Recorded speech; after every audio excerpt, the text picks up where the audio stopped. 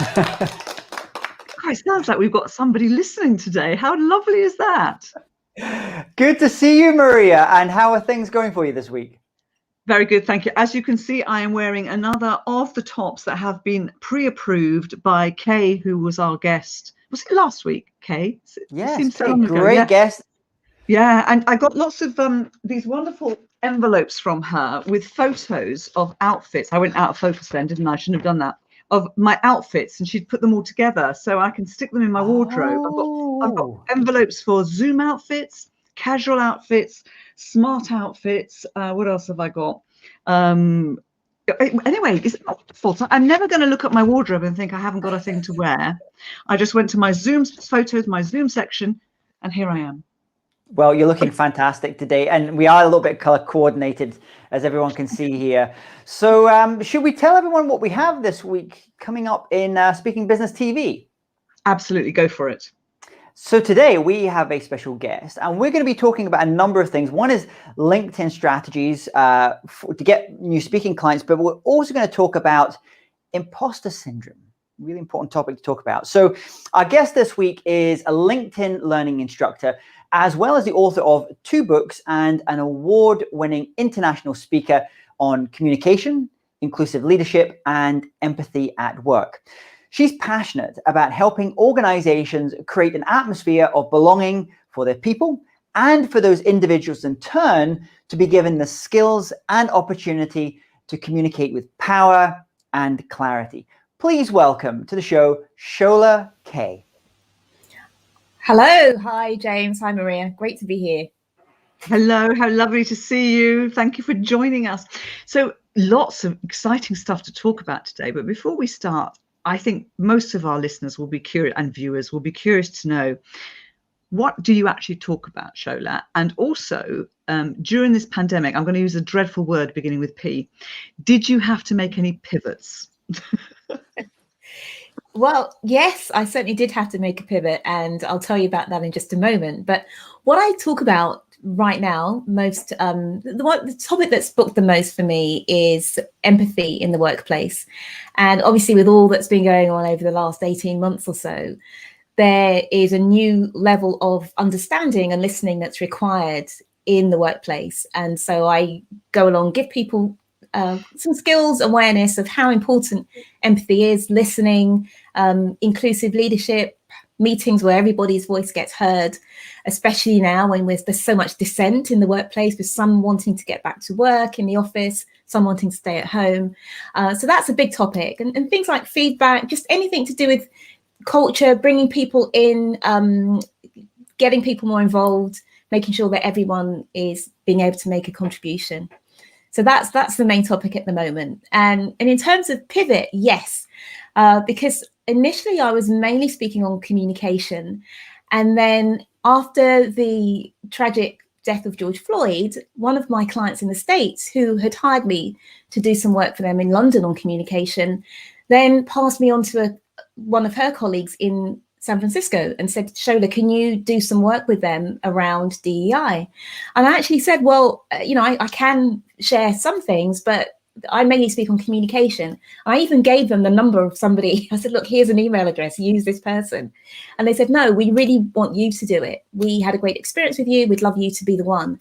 So I ended up starting working with this company in San Francisco, which of course was enabled by the pandemic, because otherwise they would have got someone local. And then from there, it just blossomed, I guess. And I just did more and more work, sort of fusing communication with DEI, and then adding more around leadership to that also. Okay, just in case there's somebody out there who doesn't know what DEI is, could you just expand that for us? Thank you. The voice of reason there, Maria. No acronyms on this show. So DEI stands for diversity, equity, and inclusion. And that's what those mean. Thank you for that. And before I hand over to James, because I know he's got a question for you, I wanted just to point out something you said, which I thought was so valuable, a lovely tip there, because we're talking about strategies to find clients. But actually, when you have a good client, as you did in the US, who really trusts you and you've built a great relationship, they're going to come back to you and say, can you help us with this as well? Even if it's not something that you might necessarily do. And you have to be very you were very good to say, well, actually, this isn't my area. And that was very noble to say that, because it's tempting, especially in a pandemic, to take whatever you can get. So that was really good you did that.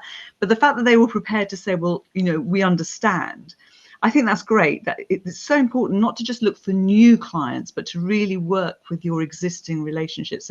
So thank you for sharing that. I digressed a little bit there, I think, James. So over to you. No, I was interested. I mean, you mentioned that client, you previously worked for them in the UK, then you can able to start working with them in the US office as well, the San Francisco office. Can you tell us about, who is your kind of typical client? Is there such a thing that you have as a typical client in terms of industries or kind of sizes of client? Just because obviously this is going out just now. There might be someone from one of those companies watching just now and thinking, actually, we need Shola to come in and help us with this.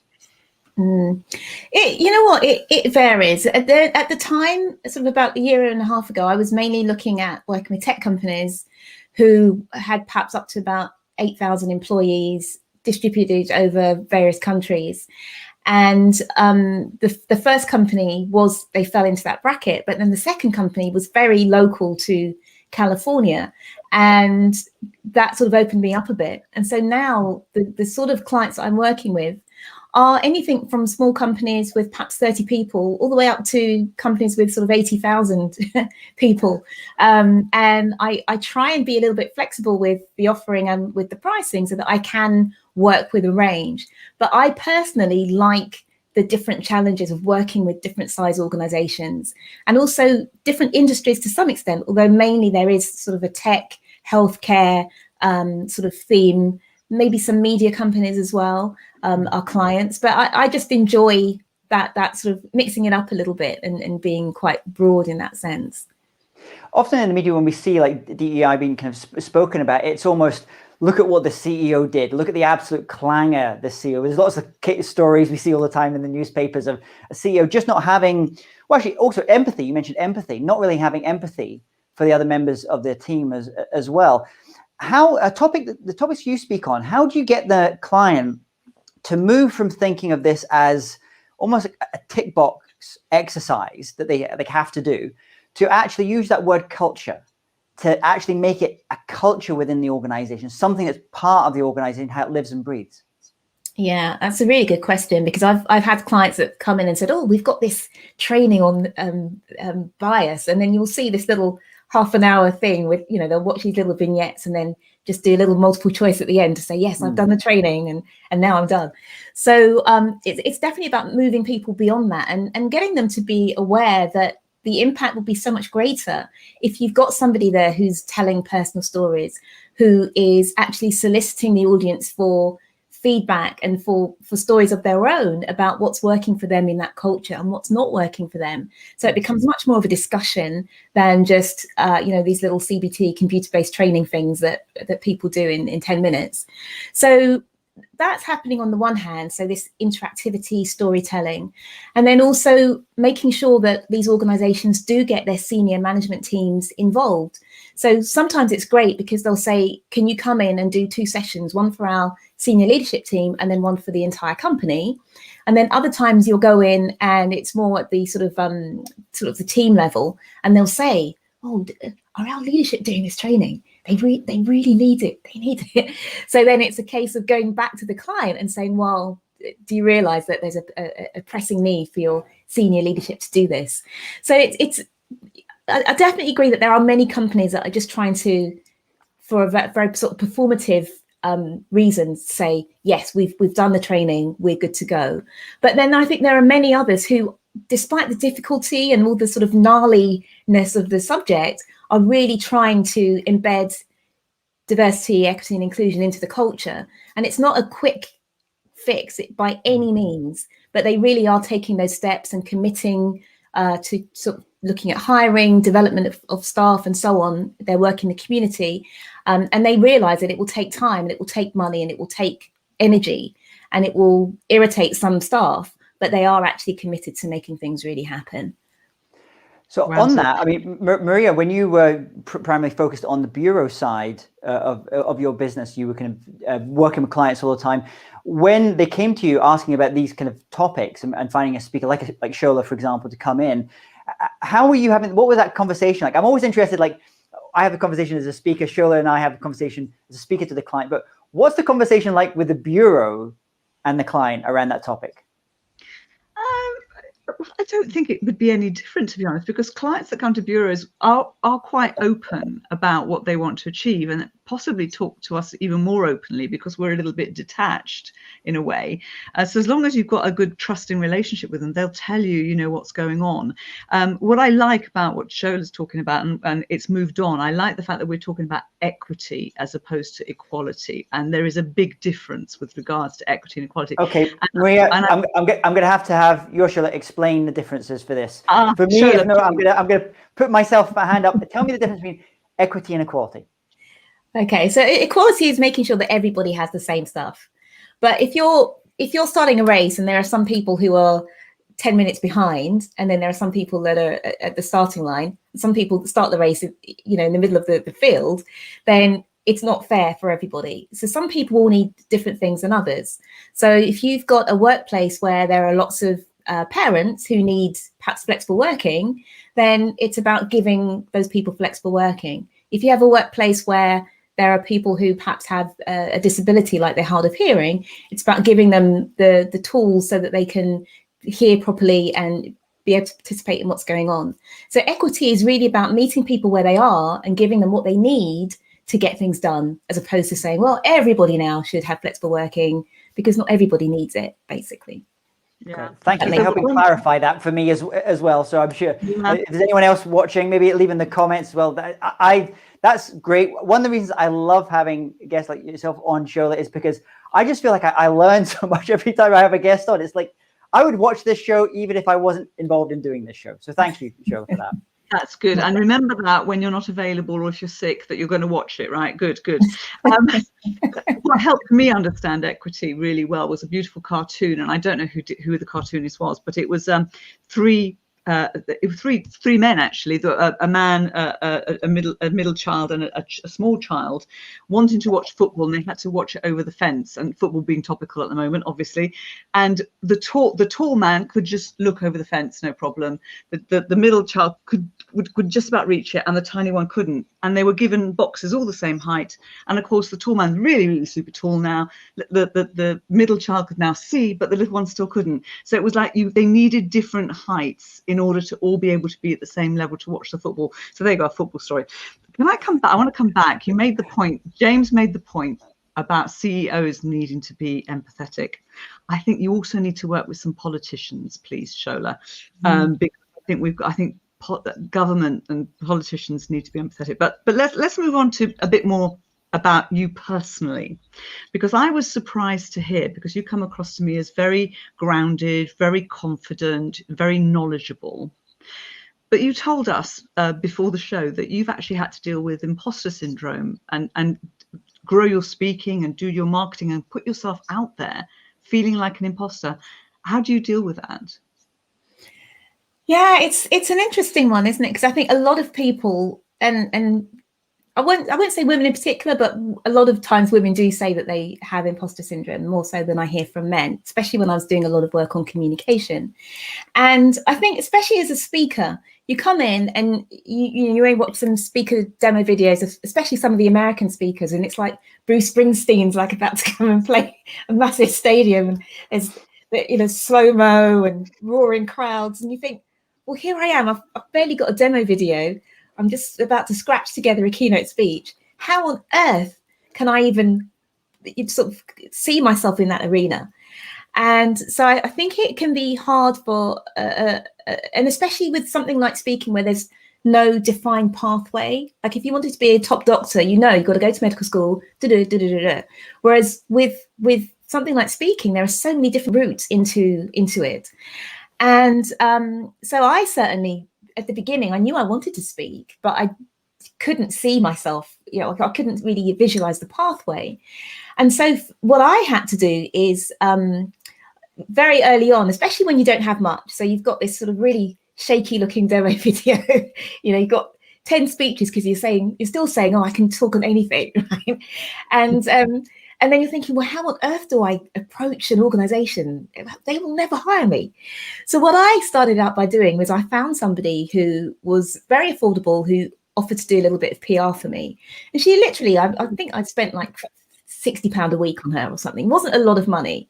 But for that, she was the one that was going out and taking all the knocks and the blows and the rejections. And she'd say, oh, I'll try all these places for you. And then she'd never tell me. She wouldn't say, oh, you got rejected, but there was just there wasn't a next step. So clearly I did, right? But she did enough that when I'd written my first book, she approached places like Marie Claire, Harper's Bazaar, somebody who wrote for Forbes. And I would never have even dared to go to Marie Claire and say, oh, can Shola appear in your event? But she did. And so I say to people, if you don't, just because you're an introvert, you're a quiet person, you don't feel like you've got enough, don't let that stop you. Find a way, if it's about delegation, doing skill swaps, whatever it might be, find a way to get yourself out there. You don't have to be the one that takes the rejection personally. Someone can do it on your behalf. And so that kind of enabled me to kind of get a foot in the door and get myself on the ladder. And then the more I've been able to achieve, of course, you build more confidence over time. But I say to everyone, don't let it stop you that you don't have a lot at the beginning, because most people don't start with much. That's just the name of the game, really. And the more you do, the more confident you get, of course, because you get great feedback and you get clients like the client you had saying, come back and do this for us, even though we know it's not your topic. That's it. Sort of, it's momentum, isn't it? You need to get that momentum. I love that. Thank you. James. Yeah, on that, the imposter syndrome, it's an interesting one. As you know, my background was working with a lot of music artists before get into the world of professional speaking.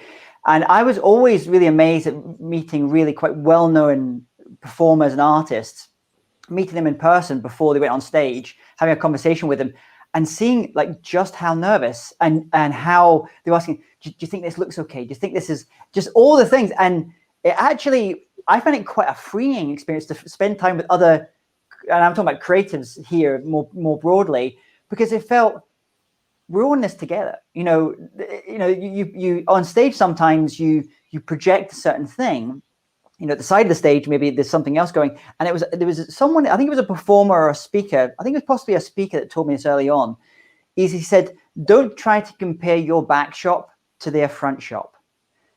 And I remember hearing that at the time, and you mentioned like promotional videos where everything looks amazing. I remember seeing like Mel Robbins' promotional video, and I go, oh, I'm just going to give up now. There's no point in doing this anymore. She's so amazing.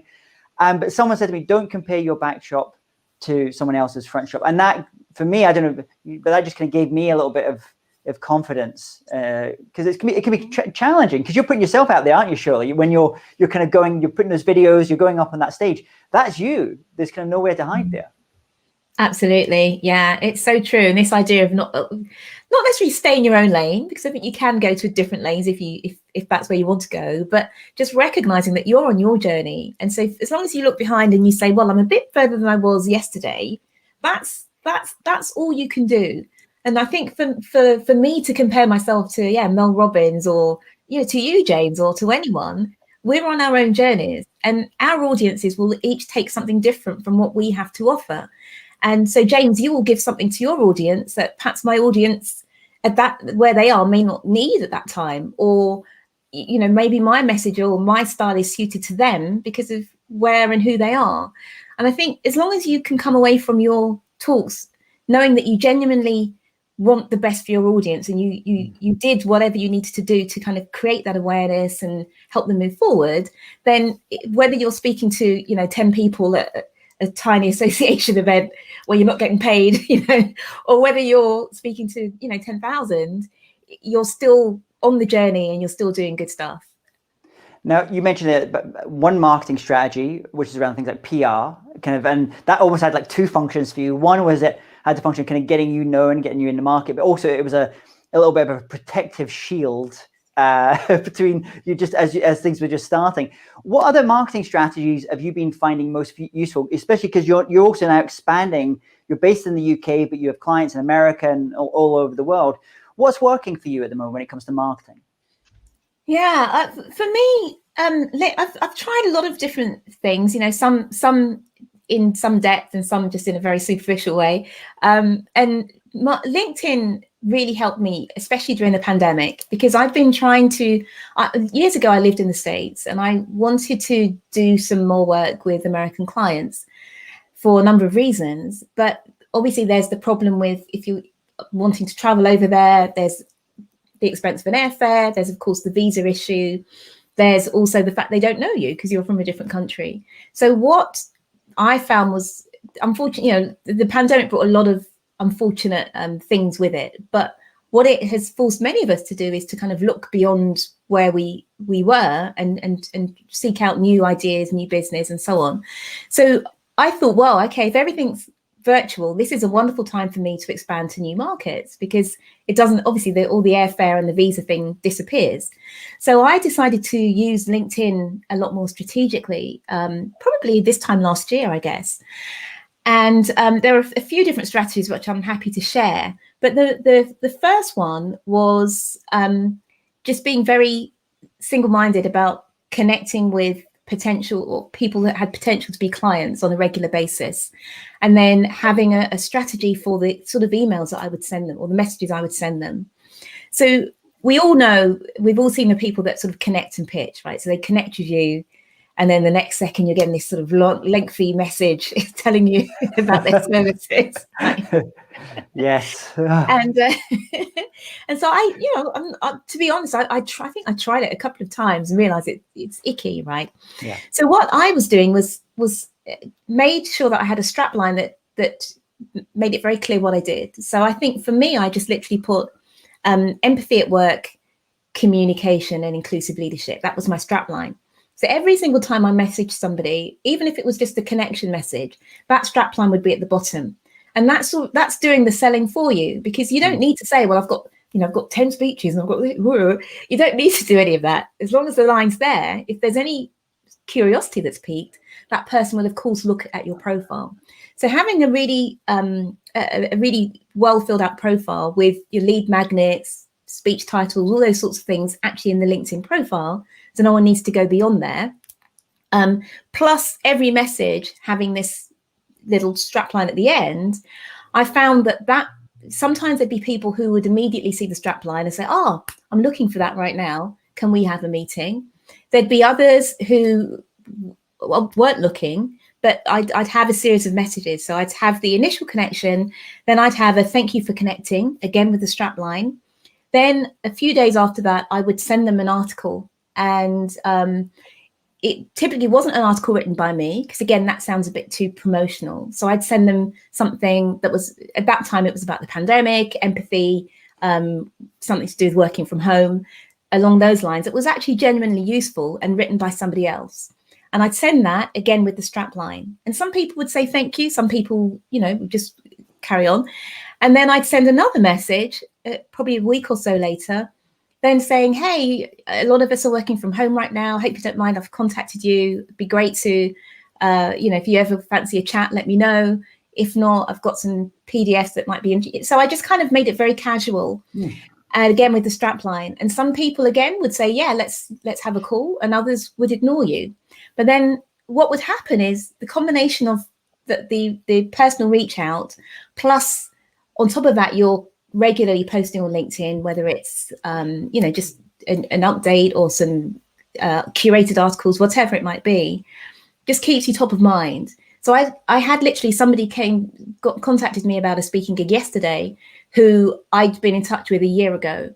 And sometimes people, they'll write down, they'll keep a file of everyone that's approached them. And then when they're ready, they'll get in touch. So sometimes it's a bit dispiriting when you don't get a lot of immediate responses to these messages. Yeah. But just keep in mind that there are many people who are waiting for their moment. It's like you might be able to hear just now in the background in the field, there's a tractor just going outside of where I'm filming today, and they're planting. They're planting seeds just now. They're this time of year that they're doing a lot of planting, and it's going to be like 6 months before they start seeing anything. But they don't get. I've never seen a particularly stressed farmer, because they just know that they just keep focused on the planting, and you're kind of planting those seeds with your client. There are two things I just want to unpack from you. First of all, how do you find the right people to connect with on LinkedIn? And secondly, and this is maybe a more tactical question, is Are you doing all of this manually? How do you know to follow up a week's time afterwards? Or are you using some app or some tool to do that? Yeah, so good questions. So the first one is finding people. And again, I ended up outsourcing some of this work to a VA. And also I used an agency for some of the kind of LinkedIn lead sourcing as well. And the good thing there was the fact that they were approaching people that, again, I wouldn't have dared to, so heads of HR, CEOs for big companies, I'd have thought, oh, there's no way they'll be interested in me. And then some of them were coming back and saying, oh, yeah, this looks good. Let's have a chat. So although a lot of people say the personal approach is important, I think sometimes if you're the sort of person who would not go step up for the big opportunities, somebody who's a bit more impartial can be helpful in those situations. So in terms of actually the execution of all this, I tried different things. So initially I tried, and people will say, oh, not supposed to use agencies on LinkedIn because it's all supposed to be done directly. But I did get some help with initially with doing some of the campaigns, and then I would follow up either personally or with a VA helping me out. And then also I tried another strategy where I used a VA to do some of this, and then I did some of the personal contacts. So it was, the communication was genuine, but she would help me with some of the targeting and sort of reaching out initially, and then I would follow up. Because that's the thing with lead gen, it's kind of broad, right? And it can generate a lot of noise sometimes with people that aren't the right ones for you and so on. But I think it's like digging for gold, right? Where there's quite a bit of mud, but then there's the odd nugget here and there. Yeah, we're definitely getting into the agricultural metaphors today as well. But I know, because you and I have spoken before, you're a Speakers U member, and I know some of the clients that you work with, and you have clients that most speakers would die to have on their roster to be able to work with. So something is working for you. So congratulations to you for that, because I know it's a lot of work, but you're definitely starting to see the results from it. Maria, I know you're a massive LinkedIn I love fan. LinkedIn. You're a big LinkedIn. Yeah. I love LinkedIn. And I think you can actually target quite well on LinkedIn. You can decide this is the industry I want to work in, or these are the type of people, the job roles, this is the area. You can even do it by location, by area. So I love all that. I have a question for you, because I'm curious to know, your VA that you had helping you, did your VA use your profile and approach as you, or approach as themselves? Yeah, great question. We tried both, and then because there was an awkwardness as well, because sometimes with a VA, they're used to using language which is, oh, I hope you don't mind, as opposed to, yeah, we're equals here. Yeah. So I had to pick her up a few times on, hey, look, I'm equal with this person, and we're contacting people in the States. So we need to use language that's more casual than, oh, excuse me, would you mind if I, so yeah, I mean, there were teething problems around that. And we tried both. Sometimes we said, oh, this is Angela, the VA of Shola, and sometimes we did it as me. But I think she felt more comfortable doing it as herself. Of course. And also when an error is made, it's like, you don't, you're like, oh no. So it's easier if there's a mistake that they own up to than me. Absolutely. That's interesting. And actually, certainly if you've got somebody working for you doing anything on social media, you've got to almost give them directions into your tone of voice, your language. I mean, for example, I don't like terms like tricks or secrets or hacks. I don't like any of those. So I don't want anybody to use that in my social media. And I want people to use me and you correctly, because I want my grammar to be correct. So I'm a bit pedantic if somebody else. So I tend to be a bit of a control freak when it comes to it. But I think part of it, though, Shola, isn't it, when you get into a rhythm, and I know James creates a lot of content. I'm always admiring of how much content he creates. I think once you get to a rhythm and you can batch it and do things you can create the content to support, because as you said, you've got to be top of mind. Even if you're messaging and that person's not ready for a year, they've got to remember you. They may not remember your name, but if they see you and they see videos and they see your posts, they'll come back. When I started in the world of speaker bureaus, I worked at CSA, Celebrity Speakers, and I was trained by Alex Krywald, the founder, who for me was a phenomenal trainer and mentor. I mean, one of the best in the business. And he always said to us, it's like it's a numbers game. And it's a pipeline, and you keep feeding the pipeline until it's so full that everything then comes out the other end. And as long as you keep feeding it, so however busy you get when you're successful, you still have to keep feeding that pipeline, or you're going to have, you're not going to have any more seeds and any more harvest, are you? You've got to keep doing it and keep repeating it. Yeah. Super. Now, we'll be talking a lot about empathy here as well, empathy at work, and and that's your kind of topic that you're kind of known for. So you've kindly, we've got a guide here that you've put together called Preparing for Empathy. We're going to have a link. If people go to speakingbusiness.tv and just enter it into the resources, we'll find a link there. Shola, tell us a little bit about that PDF guide, please. Yes. Well, a lot of people, when I'm doing keynotes, people seem to think that empathy is a trait. So you're either born with it or you're not. And that can be a little bit of a get out of jail. Like, well, I'm not very empathetic. Don't involve me in this sort of thing. And empathy is actually a skill. And of course, some people are better at it than others, but it's something that we can all work on. So the idea of this PDF guide is giving people some simple steps that they can put in play so that they can actually start to flex that empathy muscle and then be better listeners, better colleagues, better friends and family as well. And that's why I put it together as almost like a precursor to a lot of the diversity, equity and inclusion work that is going on in so many organizations right now. Great. Well, we have that link. Just go to speakingbusiness.tv into the resources there, and we're going to have the link to Shola's LinkedIn profile, because you're going to want to see Shola's LinkedIn profile now after we've spoken about it. We're going to have a link to the PDF. And also, you also have a book which is specifically about public speaking. Can you tell us about that as well? Yes, yeah. So years ago, just a sort of a little bit about my background. So I basically started out working in corporates, and again, we talked about sort of quietness and being a bit timid.